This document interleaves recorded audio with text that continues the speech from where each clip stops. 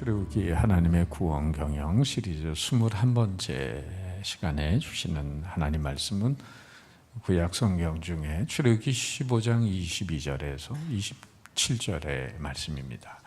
구약 성경 105면이 되겠습니다.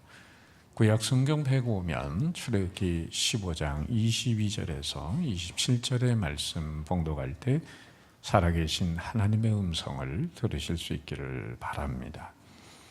모세가 홍해에서 이스라엘을 인도하며 그들이 나와서 수르 광야로 들어가서 거기서 사흘 길을 걸었으나 물을 얻지 못하고 마라에 이르렀더니 그곳 물이 썩어 마시지 못하겠으므로 그 이름을 마라라 하였더라. 백성이 모세에게 원망하여 이르되 우리가 무엇을 마실까 하며 모세가 여호와께 부르짖었더니 여호와께서 그에게 한 나무를 가리키시니 그가 물에 던지니 물이 달게 되었더라. 거기서 여호와께서 그들을 위하여 법도와 율례를 정하시고 그들을 시험하실세 이르시되 너희가 너희 하나님 나 여호와의 말을 들어 순종하고 내가 보기에 의를 행하며 내 계명에 귀를 기울이며 내 모든 규례를 지키면 내가 애굽 사람에게 내린 모든 질병 중 하나도 너희에게 내리지 아니하리니 나는 너희를 치료하는 여호와임이라. 그들이 엘림에 이르니 거기에 물샘 열들과 종려나무 이른 그루가 있는지라 거기서 그들이 물 곁에 장막을 치니라. 아멘. 높은 산의 작은 샘으로부터 작은 개울과 시내를 거쳐서 강과 바다로 흘러가는 물의 여정을 한번 생각해 보시기를 바랍니다. 우리는 물의 여정을 통해서 이 변화와 안정의 차이점을 생각해 볼 수가 있습니다. 물은 높은 데서 낮은 데로 흘러갑니다. 흐르는 물은 매우 불안하고 미래를 예측할 수가 없습니다. 아래로 흐르는 물은 스릴도 있지만은 언제 어떤 상황에 닥칠지가 모릅니다. 딱딱한 바위를 만날 수도 있고 부드러운 모래 위를 흘러갈 수도 있습니다. 그리고 아기자기한 자갈 사이를 여행할 수도 있습니다. 전혀 예기치 못한 폭포를 만나서 수십 길 되는 낭떠러지로 떨어져서 산산이 부서져 안개가 되어 보기도 합니다. 기체화되는 아픔을 가져보기도 합니다. 이때마다 물은 아마도 안정을 소원할 것입니다. 언제 아늑한 호수에 닿아서 편하게 좀 쉬어볼까. 드디어 물은 꿈에도 그리던 호수에 도착을 합니다. 그러나 이 절대 안정은 물로 하여금 정체가 돼서 안락한 깊은 잠에 빠지게 합니다. 그리고 더 이상 흐르지 않는 호수의 풀에 감긴 물은 점점 썩어만 가게 됩니다. 성도 여러분, 이 같은 물의 여정을 통해서 우린 무엇을 깨달을 수 있습니까? 호수에 안착한 물처럼 오늘날도 많은 사람들은 삶의 안정을 원합니다. 삶의 안정을 위해서 많은 노력을 기울입니다. 그러나 비로소 획득된 안정과 고요함은 때로 신앙인의 역동적인 삶을 정지시키고 맙니다. 곧 정체와 소멸과 죽음으로 몰고 가기도 합니다. 자, 그렇다면 여러분, 예측 불허의 순례의 여정이 더 좋으시겠습니까? 아니면 안정이 가져다 주는 죽음을 원하시겠습니까? 순례와 안정, 이 둘 중에 인간의 영혼을 살찌게 하는 것은 안정보다 험한 인생 광야의 순례길이 아닐까 합니다. 그 옛날 이스라엘 백성들 광야 40년의 여정의 길은 고난과 시험의 순례의 길이었습니다. 이 길이 얼마나 힘들고 어려운 길이었을까요? 마실 물도 없고 먹을 양식도 없고 무슨 숙박하는 것도 없습니다. 병원 시설도 없습니다. 길고 긴 사막의 황량한 여정이었습니다. 하나님께서 이스라엘 백성들에게 이런 광야 생활을 하도록 의도하셨습니다. 우리의 삶도 마찬가지예요. 때로 우리는 오늘날 광야를 걸어갑니다. 경제적인 어려움, 육체적인 질병, 직장의 문제, 가정의 문제, 자녀 문제, 사업의 문제, 메마르고 목마르고 답답한 광야의 시간을 걸어갈 때가 있습니다. 그런데 그 광야길을 허락하신 분이 누구십니까? 바로 출애굽의 구원 역사를 이루신 하나님이시라는 사실입니다. 오늘 인생 광야에서만 발견할 수 있는 보화가 있기 때문에 하나님은 때때로 당신의 백성들을 그리로 내모십니다. 광야와 같은 이 세상에서 우리가 알지 못하는 크고 비밀한 놀라운 일들이 숨겨져 있습니다. 하나님은 그런 그 보물을 곳곳에 숨겨놓으시고 우리가 찾기를 기대하시는 겁니다. 마치 소풍 가서 보물 찾기 했던 것처럼. 어느 임금님이 그 신하들의 성품을 좀 알아보려고 큰 바위 덩어리 하나를 신하들이 많이 지나다니는 길에다가 갖다 놨어요. 어떻게 하나 반응을 임금이 숨어서 지켜보는데 지나가는 신하 중에 뭐 성격이 좀 고약한 사람들은 누가 이런 우리가 행차하는 길에 이런 큰 바위를 갖다 놨나 하고는 뭐 침을 탁 뱉고 가거나 아니면 발길질을 해보고 가거나 신경질을 내고 가는데 임금께 늘 좋은 마음으로 충성을 하는 한 신하가 어떻게 하나 보니까 누가 이런 걸 갖다 놨나, 다른 사람들에게 얼마나 방해가 되나 하고 사람들을 시켜가지고는 그 바위 덩어리를 치우게 되는데, 그걸 치우고 보니까 그 밑에 금덩이 하나가 있고 편지가 써 있는 거죠. 그 편지에 보니까 이렇게 써 있는 거예요. 이 바위를 치우는 자가 이 금덩이의 임자가 될 것이니라. 임금으로부터, 하늘나라의 왕 중에 왕이신 하나님께서 우리 인생 여정에 그런 바위 덩어리 같은 인생 광야의 시련의 시간들을 허락하시는데, 그걸 믿음으로 잘 치우게 되면 여러분 예기치 않는 하늘의 보화가 있는 줄 믿으시기 바랍니다. 그래서 고난은 영어로 의역을 하면은 disguised blessing, 위장된 축복이다라고 말합니다. 진통 없이 옥동잘 나올 수 없고 자갈이 없이 시냇물이 노래할 수 없음과 같습니다. 가시 없는 장미가 있나요? 십자가 없는 부활이 있습니까? 고난이 없는 영광은 없는 것이죠. 이렇게 보면 인생의 고난은 뗄래야 뗄 수 없는 기차의 두 레일과 같은 것입니다. 인생을 산다고 하는 것은 어쩌면 고난이 필수적으로 동반되고 있는 삶의 여정일 수 있다는 거죠. 그래서 어거스틴은 고통에 대해서 이렇게 표현하기도 했습니다. 고통이란 술을 놓은 천의 뒷면을 보는 것과 같다. 어려서 어머님이 이렇게 색실을 가지고 아름다운 술을 놓는 걸 본 적이 있어요.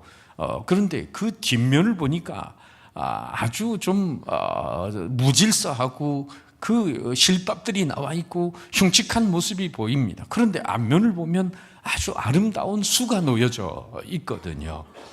여러분, 그런 것처럼 고난에는 양면성이 있다는 거죠. 이 고통을 다만 괴로움이나 부조리로만 볼 것이 아닙니다.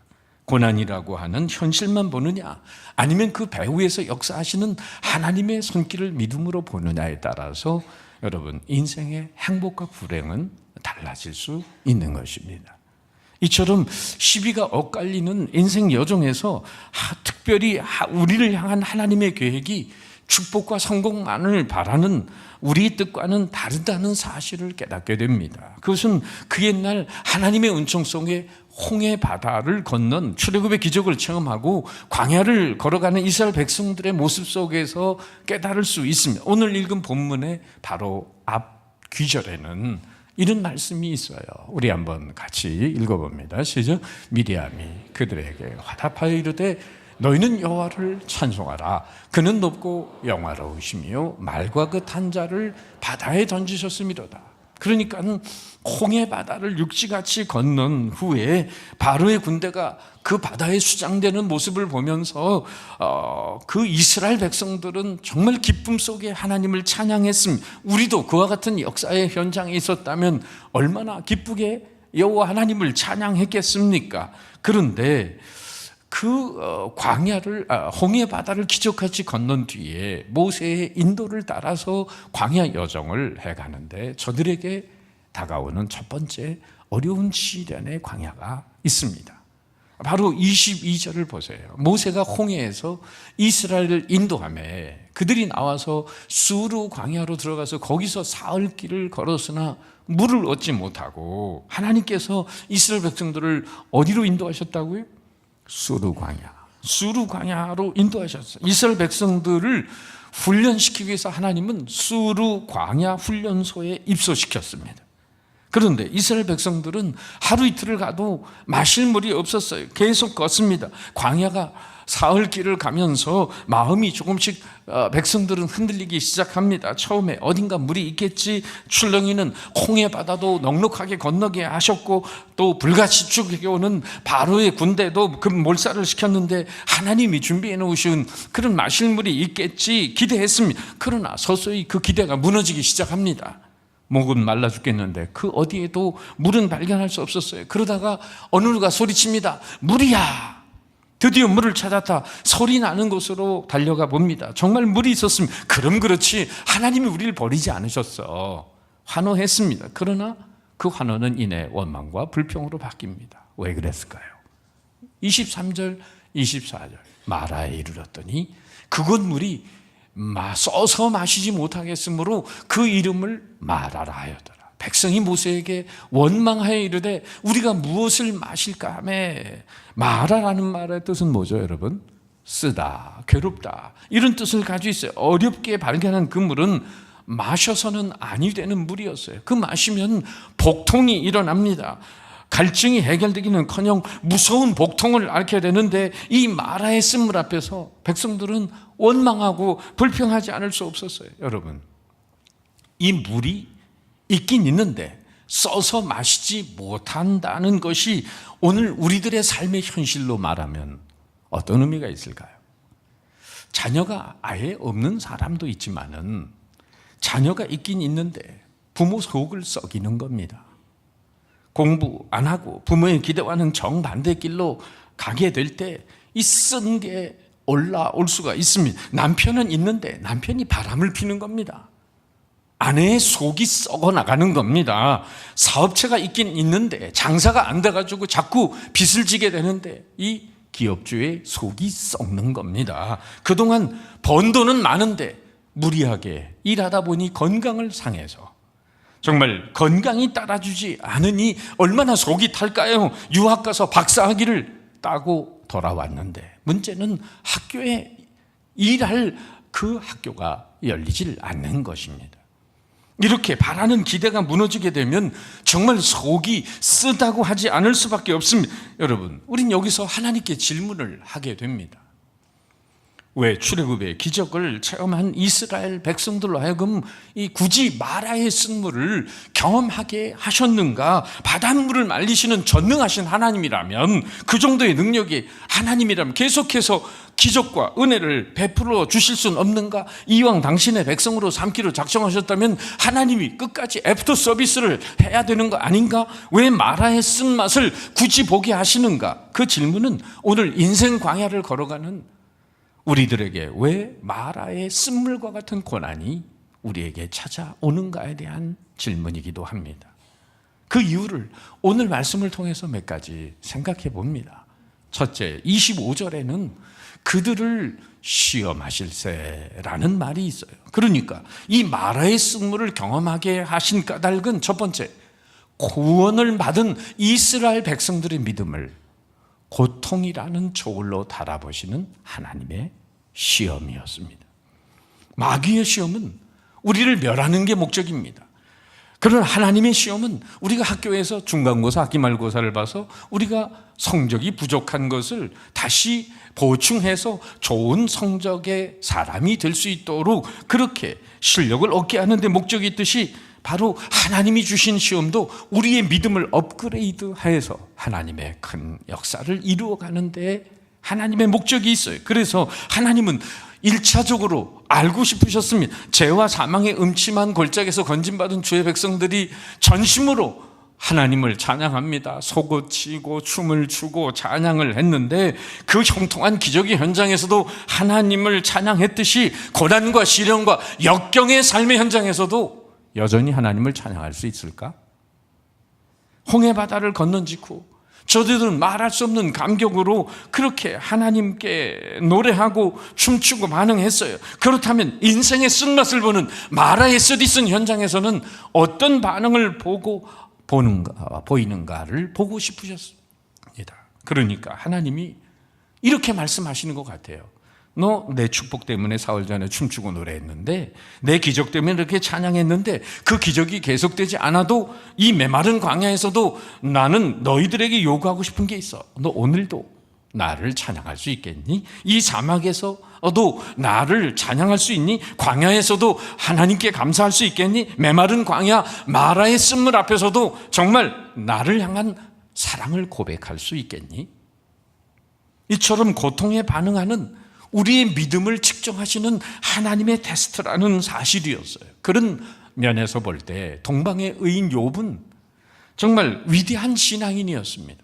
자신의 축복된 현실, 10자녀와 모든 재산이 다 사라져간 현실 속에서도 그는 하나님께 주권을 인정하며 이렇게 반응했습니다. 우리 다 같이 시작. 주신 이도 여호와시요 거두신 이도 여호와시오니 여호와 이름이 찬송을 받으실지니이다. 할렐루야. 인생의 쓰디쓴 맛을 본 그 마라의 현장에서 욥은 까닭없이도 하나님을 경외할 수 있다는 믿음을 증거해 보입니다. 사탄과 내리기를 하고 있는 하나님의 자존심을 끝까지 지켜드릴 수 있었던 사람이죠. 그러나 광야길을 가는 이스라엘 백성들은 기적의 은혜를 체험한 지 단지 사흘밖에 되지 않았는데도 원망과 불평을 보입니다. 24절을 보세요. 백성이 모세에게 원망하여 이르되 우리가 무엇을 마실까 하며 하나님의 테스트를 받은 이스라엘 백성들은 여러분 어떻게 했습니까? 원망했습니다. 저들은 진정 은혜 건망증 환자들이었습니다. 며칠 전까지도 기뻐하고 춤추고 찬양했는데 3일 만에 완전히 변해버렸어요. 여기서 작심삼일이 나오는 겁니다. 여러분, 모세를 향해 원망하고 마구 덤벼들듯 합니다. 사흘 전에 찬양이 원망과 불평으로 변합니다. 원망하는 저들의 모습 속에 연약한 우리의 모습이 보이지 않습니까? 졸지에 원불교 신자들이 되고 만 거죠. 원불교, 원망하고 불평하는 교인들. 여러분, 우리의 인생 광야에서 또 마라를 경험하는 두 번째 이유는 뭘까요? 고난 속에서 우리의 인격과 신앙을 단련하고 연단케 하시는 하나님의 계획 때문인 줄 믿습니다. 어느 구두회사 사장님이 이런 말을 해요. 고급 구두일수록 많이 두들겨 맞고 손이 많이 간 것입니다. 다이아몬드가 커팅이 많이 된 것일수록 정말 고급 보석이 되는 이치와 같아요. 프랭클린이라는 사람은 이런 얘기를 했어요. 벤자민 프랭클린은 동산지기의 가위는 나무에게 유익하다. 마찬가지로 고통은 인생에게 유익한 것이다. 순간적으로 아프고 고통스럽다 할지라도 다듬어지고 나면은 꽃이 피고 열매를 많이 맺는 나무가 되는 것이죠. 바로 고통은 우리의 잘못을 바로잡아줍니다. 교만한 사람을 겸손하게 합니다. 잘못된 인생길을 바로잡아주는 역할을 하죠. 역경은 사람을 강하게 합니다. 역경 없는 인생은 건조하기조차 합니다. 바다에 적당한 파도가 있어야 윈드 서핑을 할 수 있는 것처럼 오늘의 고난은 필요한 아픔일 수 있습니다. 그래서 그런 말이 있어요. 위대한 그리스도인은 위대한 시련에 의해 만들어진다. 단순한 독서와 명상으로 신실한 성숙한 그리스도인이 되는 게 아닙니다. 우리는 안락한 의자에서 절실한 기도를 드릴 수 없습니다. 무릎을 꿇고 눈물을 떨어뜨릴 수밖에 없는 상황에서 기도의 깊이와 능력은 더해갑니다. 하늘에 연이 떠 있는 건 바람이 있기 때문이죠. 마찬가지로 환난의 바람이 우리에게 불어오지만 그로 인해 믿음의 수위는 높아가고 더 큰 축복의 정상을 향해 나아가게 되는 줄 믿으시기 바랍니다. 빙점으로 많이 알려진 일본의 유명한 작가 미우라 아야코는 사람들이 그녀를 움직이는 종합병원이라고 불렀어요. 폐결핵으로 인생의 황금기인 24살 때부터 13년 동안을 자리에 누워 있었습니다. 그녀 그 외에도 직장암, 파킨슨병, 척추병, 수많은 병으로 시달렸는데 그녀가 남긴 아름다운 신앙의 고백의 한 페이지를 들어보세요. 병들지 않으면 드리지 못할 기도가 있습니다. 병들지 않으면 믿을 수 없는 기적이 있습니다. 병들지 않으면 들을 수 없는 말이 있습니다. 병들지 않으면 가까이 갈 수 없는 성소가 있습니다. 병들지 않으면 우러러볼 수 없는 얼굴이 있습니다. 오, 병들지 않으면 나는 인간이 될 수조차 없습니다. 진정 인간이 성숙하고 자라가는 조건은 바로 고통에 말하라는 그런 현실을 간증하고 있는 것이죠. 세 번째, 인생의 쓴맛을 보는 마라가 우리에게 있어져야 하는 이유는 마침내 우리에게 복을 주시기 위함입니다. 여러분, 이스라엘 백성들 쓴물을 맛보고 나서 단물을 경험하게 됩니다. 25절 말씀 한 번 더 같이 시작. 모세가 여호와께 부르짖었더니 여호와께서 그에게 한 나무를 가리키시니 그가 물에 던지니 물이 달게 되었더라. 23절에 나온 대로 물이 써서 도저히 마실 수 없었던 물이 마침내 단물로 변했습니다. 여러분, 우린 여기서 하나님이 주신 축복의 성격을 읽어볼 수 있어야 돼요. 우리는 우리 자신이 변하지 않고 환경만 변하기를 바랄 때가 있습니다. 그러나 물론 하나님, 저 뒤에 가면 27절에 보면 엘림이라는 오아시스를 준비해 놓고 기다리세요. 그런데 하나님은 우리에게 새로운 축복의 환경도 주시지만은 하나님의 역사는 1차적으로 우리가 놓여있는 삶의 환경을 변화시켜 주시는 은총이 진정한 축복임을 가르쳐 주시는 것입니다. 마라의 쓴물 자체가 단물로 변화된 것처럼 말이에요. 아까 말씀드린 대로 인생의 쓴맛을 보는 문제의 요인은 바람피는 남편일 수 있고 공부 안 하는 자녀, 말썽 피우는 자녀가 될 수 있고 돈이 안 되는 사업체일 수 있고 따라주지 않는 건강 등등 있다고 할 때 진정한 축복은 뭐예요? 그러면 마음에 안 드는 남편과 아내와 자녀와 사업체를 바꾸어 버릴 수 있나요? 쉽게 바꿀 수도 없습니다. 가정에 문제가 있어서 이혼하고 새로운 사람을 만날 수 있어요. 그것이 과연 진정한 해법인가요? 제가 아는 분은 결혼을 3번 하셨는데 제가 또 짓궂게 질문하지 않았습니까? 3분 여자분 중에 어느 분이 제일 마음에 드세요? 저희 귀에다 대고 그분이 그러시더라고요. 첫 번째가 제일 마음에 들어요. 사람 바꿔도 별 소용없다는 거예요. 여러분, 공산주의와 기독교의 차이점이 뭡니까? 공산주의는 혁명을 일으켜서 환경만 바꾸면 모든 세상이 변한다고 가르칩니다. 쓰디쓴 삶의 현실을 바꾸는 건 환경이 변하는 혁명이 아니라 바로 사람 자신이 변화되는 내적 혁명이라는 사실입니다. 어떤 신자분들은 자기는 부동자세로 있어요. 딱 이정표처럼 어디로 가세요? 라고 길목에 서 있는 이정표처럼 사람들에게 이리 가라 저라 가라 하면서 자기 자신은 변하지 않는 모순된 인생들이 있습니다.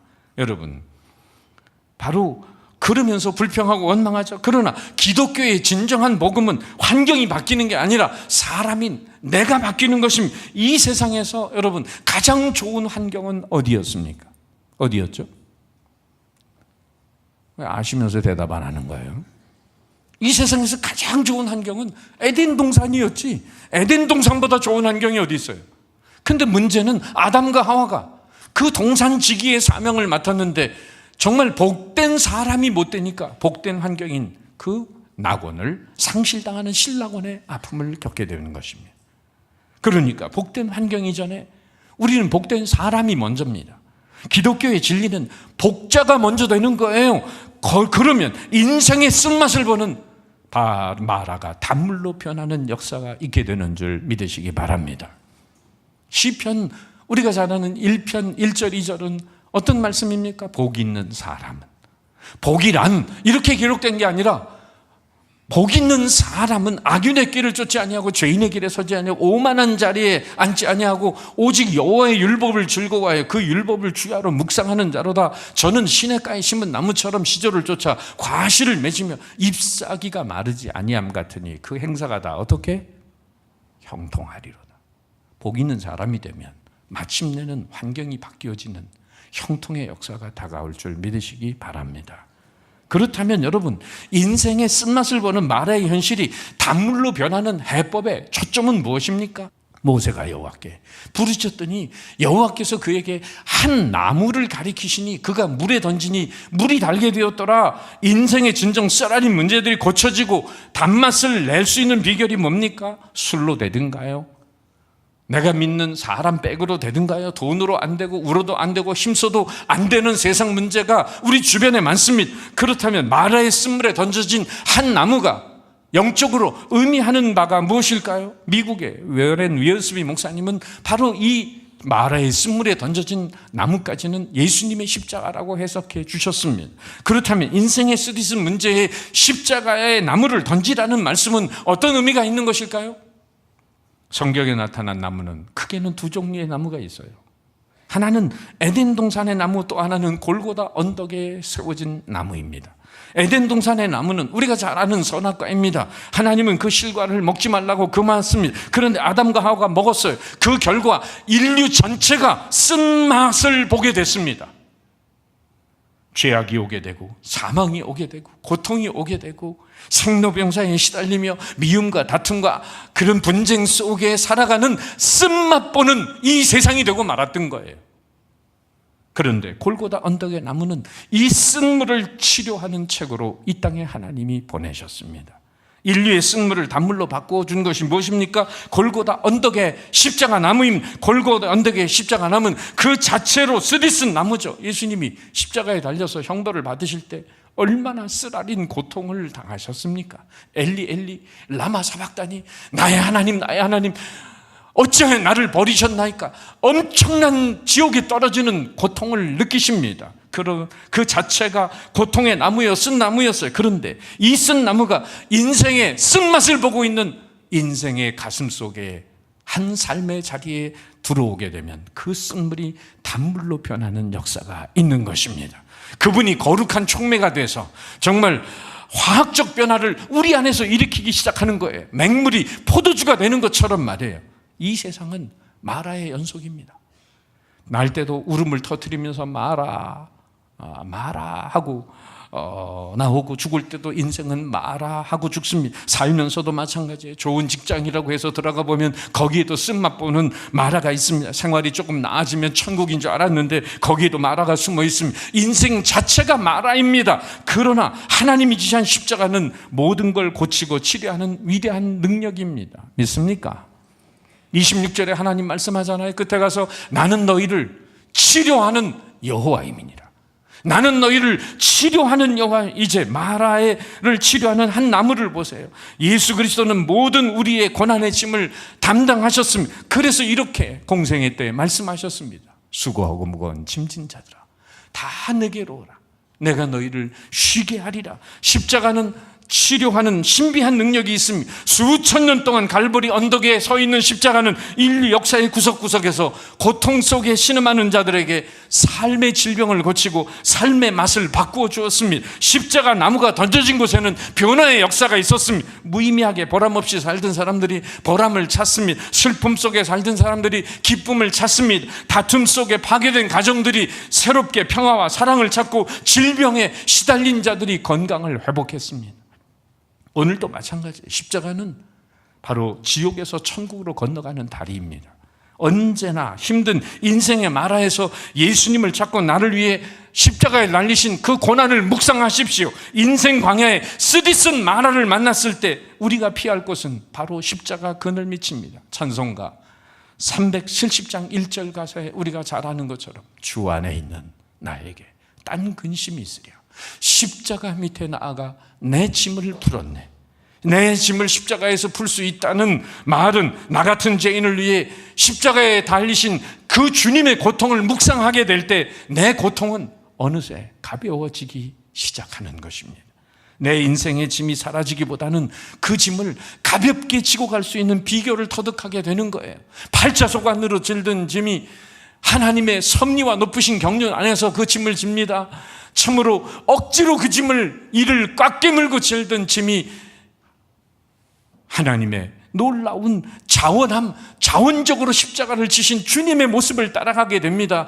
절망 속에 지든 짐이 소망 가운데, 십자가를 넘은 부활의 소망을 내다보면서 바로 소망 가운데 인생의 무거운 짐을 지고 가게 되는 겁니다. 내성마비 시인, 하늘의 시인 송명희 자매의 시 중에 이런 내용이 있잖아요.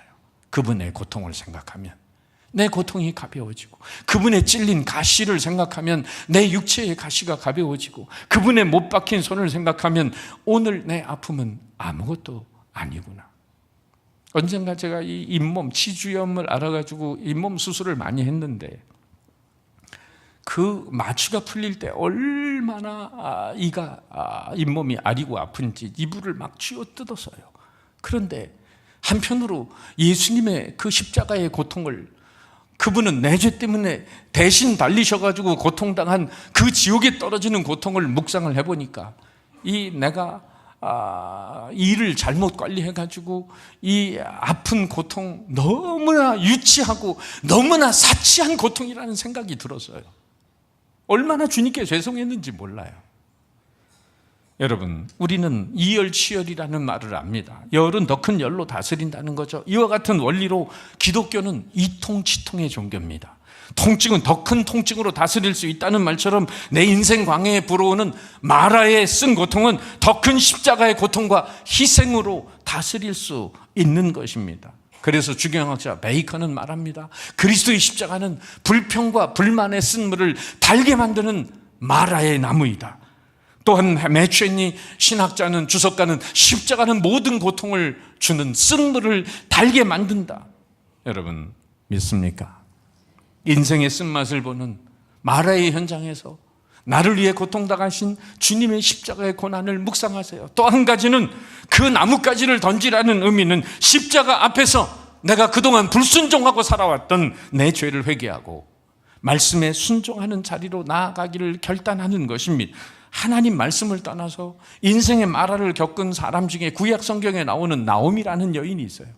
구약 성경 사사기 다음에 룻기라고 나오는데, 룻기에 나오는 이 나오미라는 여인, 베들레헴에 살았습니다. 베들레헴은 아시는 대로 떡집이라는 의미예요.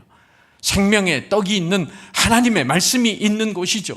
바로 예수님 태어나신 곳인데, 거기에서 가서는 안 되는 모압 땅으로 흉년에 남편을 그 권면을 해가지고 두 아들을 데리고 이방 땅으로 갑니다. 모압 땅에 가서 사는 동안 남편 엘리멜렉이 죽고 두 아들 말론과 기련이 병들어 죽습니다. 결국은 이방 며느리 두 사람 중에 오르바는 돌아가고 룻이라는 여인이 어머니의 하나님을 믿겠다고 쫓아붙어서 따라옵니다.